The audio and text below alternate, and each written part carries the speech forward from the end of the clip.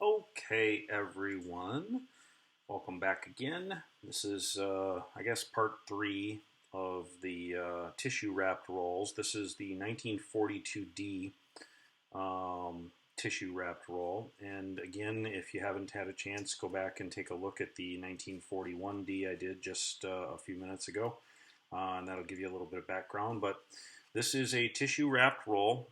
It appears to be the same type of tissue that was in the 1941D, which would make this incredibly interesting from roll standard standpoint.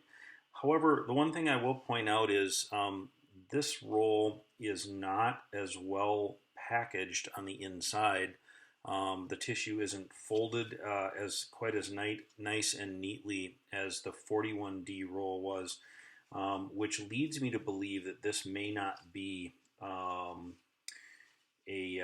mint tissue wrapped roll. So I'm going to go ahead and I'm going to try and push this out without actually ripping the.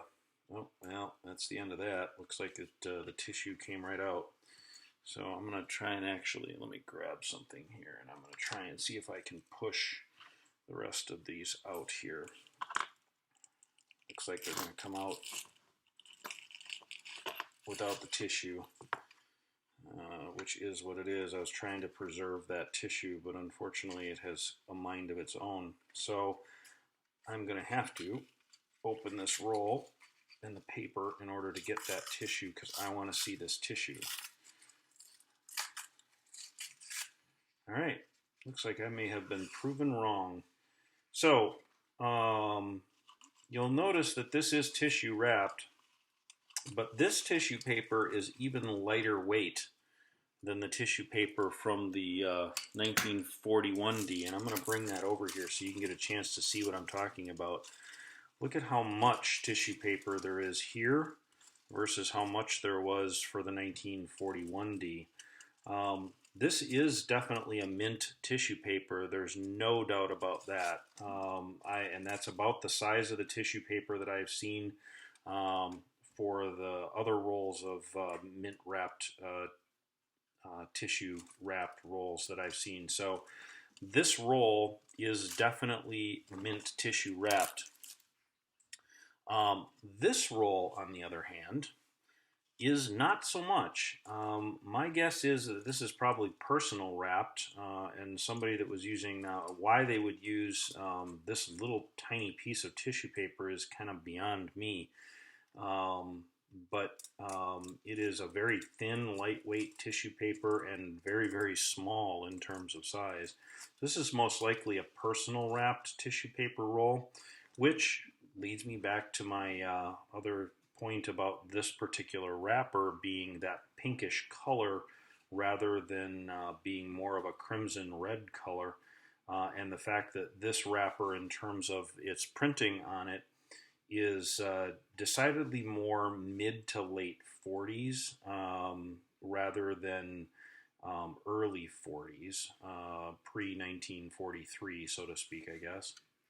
I've seen this particular wrapper used on anything from about 47-ish, 48-ish, somewhere in there on up, with this type of a wrapping on. This is not a bank wrapped roll. Again, there's no bank name on it or anything like that. So now that we've determined what we think this is, let's take a look at the coins themselves and see if we can determine what the coins themselves look like. I'm going to see if I can adjust this brightness a little bit here. So all of a sudden it helps a little bit. Let's see. All right, let's see if we can go through a couple of these and get a chance to see what we can find in here. End of the coin is a little bit muted and toned. So 1942, curiously enough, 1942, while most people think that the year that the Lincoln cent turned to brass, basically, was in the 1960s. I believe 1963 or 64, if I remember correctly. I'm not big on anything other than wheat cents, so you'll have to apologize for that. But in 1942, at least by some accounts, Q. David Bowers, I think, was the one book that I read, where it lists the fact that 1942 was the first year of the brass cent. The coins tended to be much more caramel colored, much more, rather than bright red and shiny, they tended to be a more of a muted caramely color. Not all of them, but in 1942 was when they started making that change. Obviously, for a variety of reasons, but the war effort was some of it because they needed the copper for the war. Um, and so, as a result, I have seen 1942 coins both sides. I've seen them bright red, actually regular copper colored, and then I've also seen them that very muted caramely color. These are more of a muted caramel color, so they're probably from a mid to late year production from that standpoint, and not early in the year. They are not bright red. They do have some tone to them, and you can actually see that if I can get it to focus a little bit from that standpoint. But you can definitely see that there is some tone to the center of the coin, and that's obviously from the rolls themselves. The other interesting factor is a lot of these coins, the way I can also tell that this is probably a personal wrapped roll, is looking at them in terms of how many coins are actually face up and faced one direction. So if we go through and count, I got two face up, I've got one reverse, I've got one, two, I got two reverse, I've got one. So I always look and try and count. Here's a good example right here. So in going through this, I have a heads up, I have a tails up. Now I have a heads, a 1, 2, 3, 4, 5. I have 5 in a row that all came out heads. The highly likelihood of there being 5 in a row of heads up in one direction, or what I call faced one direction, is very, very slim in an original wrapped roll of coins. Obviously, we know these may have come from the mint. It's possible, but I highly doubt it, just based on the tissue paper and stuff like that. And so, with that being said, this is most likely a personal wrapped roll. Somebody that had gone through and decided to wrap it in tissue paper and then put it inside the paper wrapper itself. Most likely sometime after the war rather than in 1942. Coins are still decent, but I wouldn't call them overly nice. I would say you're probably looking at a large majority of red-brown coins in here. And the only saving grace may be that there might be some repunchment marks or some varieties in here that you might want to search for or look for. I won't necessarily do that because I don't collect them myself, so it's not really a big deal for me.